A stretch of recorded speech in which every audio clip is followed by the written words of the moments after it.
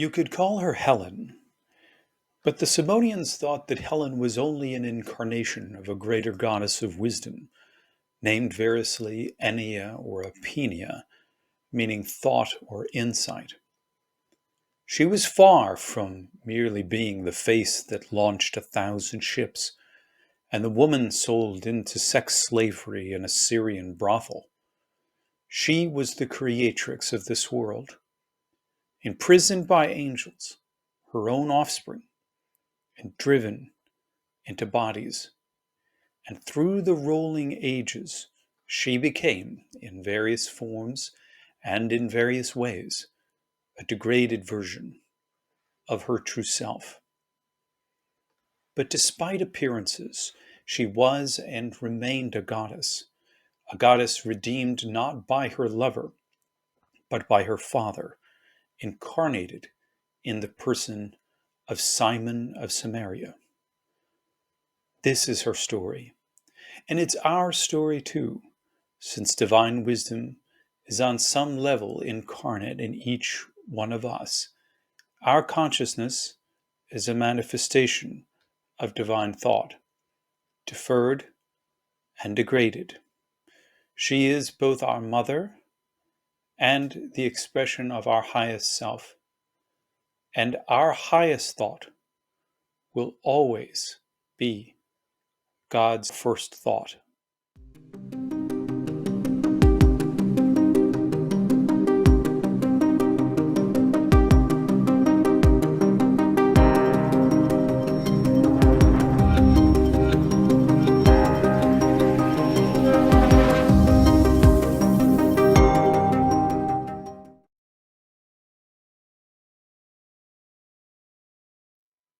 At some point in her long journey of samsara, Helen became Helen of Troy and then Helen of Tyre. In this session, I'll go step by step through the Simonian reception of Helen, giving due weight to this little known figure, this wise woman and wisdom herself, who became a teacher in the Simonian community and was so honored and revered that at least some Simonians were content to be called Helenians.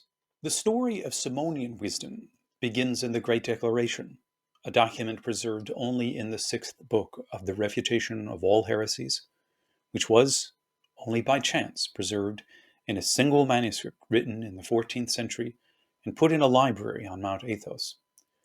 Discovered there in the 19th century by a Greek explorer working for the French government, this is the closest we get to anything like a primary source. In this source, the Simonian wisdom makes her debut as God's primal thought. In Pythagorean terms, she is the dyad, which emerges from the eternal one, the monad, also called mind, and the great power. Standing further in the background, in this mix of mythologies, are the Jewish depictions of wisdom as the creatrix in Proverbs 8, Sirach 24, and 1 Enoch 42. This wisdom, however, takes on the distinctively Greek name Epinoia, which means thought, insight. And it's Epinoia who is distinguished or distinguishes herself from her father, mind. And since mind is divine, the thought of mind too is divine. And the thought turns back and looks upon her father, the primal intellect, as the exact image of her father, the perfect mirror of his goodness, such as we find in the Wisdom of Solomon, chapter 7.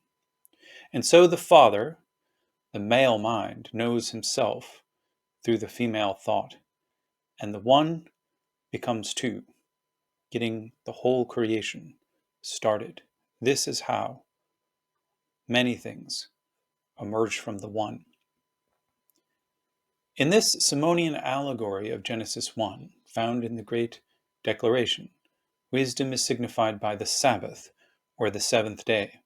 She is called seven, and specifically the seventh power. As God's consciousness present in the waters of this world, she is the greatest manifestation, indeed the culmination of creation, on the seventh day. But she's not the last entity to be created. In fact, she is the first, because she is allegorically symbolized also by the divine breath or spirit that hovers over the cosmic ocean in Genesis 1:2. And she it was who formed the image in which humankind was made, such that it is by confirmation to wisdom, and to wisdom alone, that humans re-assimilate back into the image of God. God is an intellectual fire, and humans are like tiny sparks of this flame. But God's consciousness grows and matures through us so that bit by bit we become that greater fire. In the Great Declaration, Epinoia is never identified with Helen either of Tyre or of Troy, which indicates that this is an early stage of Simonian theology, and of wisdom theology in particular. It is only with the heresy reports that we find the Simonian wisdom incarnate in a woman called Helen. Beginning with Justin Martyr around the year 150 of the Common Era, we hear the first report about Simon of Samaria, who redeemed, that is, bought out of sex slavery, a sex worker from the city of Tyre on the coast of what is now modern Lebanon. Helen was not a whore, but one forced to sell her body, and Helen, in fact, was perhaps only a pet name, signaling the most beautiful woman of the world, as she was known at Troy. To the Simonians, Helen of Tyre was only the latest manifestation of divine wisdom. She was, in fact, the thought, the primal thought of the Father, and her name, her true name, is here Ennoia, a Greek word for thought, and synonym of Epinoia, as we find it in the Declaration. It is when the Father wills to create the world that he has his primal thought, which is the primal plan of creativity, a plan which takes on a life of her own and becomes an independent being, who then creates angels and archangels, who then, like the young gods in the Timaeus, create this world. This is who she truly is before disaster strikes. There are many versions of the fall of man, but what interested the philosophically inclined Simonians of antiquity was the fall of wisdom before the fall of humanity. There was already a myth known from Enoch about the fall of angels, and the Simonians developed this myth to derive a fall of wisdom, who created angels, who in turn created the world, and wisdom was in turn enslaved by these angels. We do not know why the angels became wicked, and why they mismanaged the universe. Perhaps they selfishly desired to take credit for creation, and wanted to direct the worship of humankind toward themselves. At any rate, Ennoia is attacked by her children, defiled, and forced to live out her defilement by being shunted into female bodies, body after body, in a seemingly endless cycle of reincarnation. There is some hint in the E-source, a Simonian source known from Epiphanius, that wisdom creates her own bodies, or created them at least initially. Although wisdom was forced to become incarnate, the E-source portrays her as not entirely helpless, but is waiting for the Father to fulfill his plan of redemption by redeeming her, and thus beginning the redemption of all human minds. The heresy writers, however, like to emphasize her subjection to male violence and her multiple incarnations, which result in further abuse and degradation.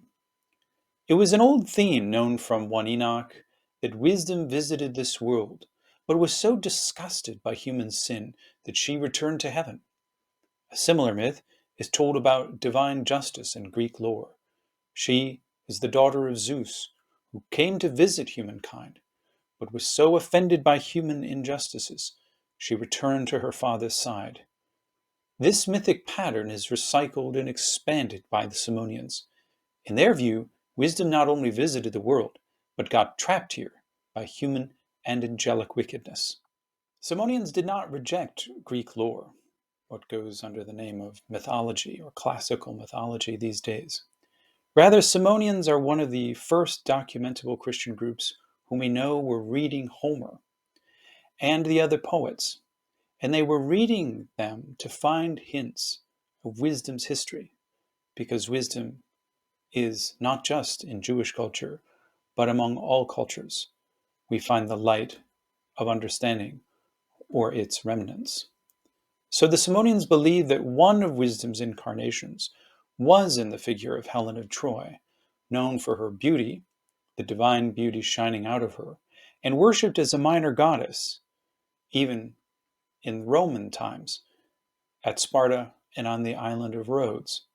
This Helen was seduced and abducted by the Trojan playboy Paris when he visited the rich halls of Helen's husband Menelaus in Sparta. According to ancient Greek lore, Helen was the daughter of the primal father Zeus, who had intercourse with Helen's mother in the form of a swan. Thus Helen was born from a large egg. The fight over Helen began the first known world war, which lasted a decade. Simonians apparently followed a version of the story in which Helen always remained on the side of the Greeks. On the night in which the Trojan horse was pulled into the massive gates of Troy, Helen led the Trojan women in a celebration of victory over the Greeks, though she knew full well that disaster was coming to the Trojans. As a sort of peace offering to the Greeks, Helen led a victory procession to the highest point of the city, waving a torch and thereby letting the Greeks outside the city know that the end was nigh. The city was ripe for attack, since the soldiers, hidden in the belly of the horse, would soon spring out. According to Simonian allegory, the Trojans represent the evil angelic abductors of Helen, who drew ignorance to themselves, and they are like the nations of their own time. Simon, much like Helen's husband of old, came to rescue his divine thought, his daughter, and Helen, by the divine light of her intellect, showed the way to be rescued.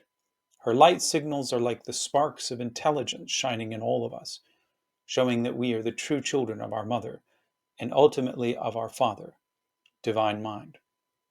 Of course, this is not what Homer thought when he wrote down his poems, but when the Simonians read Homer, they read him much as they read the other scriptures, by a process of allegory and intuiting a deeper meaning of what the text said to fully understand what they consider to be their own sacred history. The poet Stesichorus flourished around 600 before the Common Era. He became part of Helen's story when he blamed Helen for allowing herself to be seduced by Paris to go to Troy and thus become the cause for the slaughter of so many men in the killing fields outside of the city. Stesichorus wrote a poem blaming Helen, and he was struck blind after finishing the work, and thus he learned that he was dealing not simply with a fictional character of a story, but with a dread goddess, who, as the Simonians believed, was also the creatrix. Logically, then, she had the power to take away sight, and the power to return it as well, for she had created it in the first place. And so, as a kind of expiation, Stesichorus wrote a very famous set of poems called the Palinodes in her honor, and in these Palinodes he said that the true Helen never went to Troy in the well-bent ships. According to later tradition, Helen was raptured to Egypt. And so, after Stesichorus rewrote this story, his sight was miraculously restored. Of course, despite the fact that Helen was kept safe, the Trojan War still happened. Men still died. And so something did go to Troy. But for Stesichorus, it wasn't the real Helen, but a phantom made of cloud that the gods had conveyed to Troy, a sort of docetic Helen. And it was this phantom that caused the war. Euripides, in his play Helen, takes up and adapts this very story for the Greek stage in the late 5th century.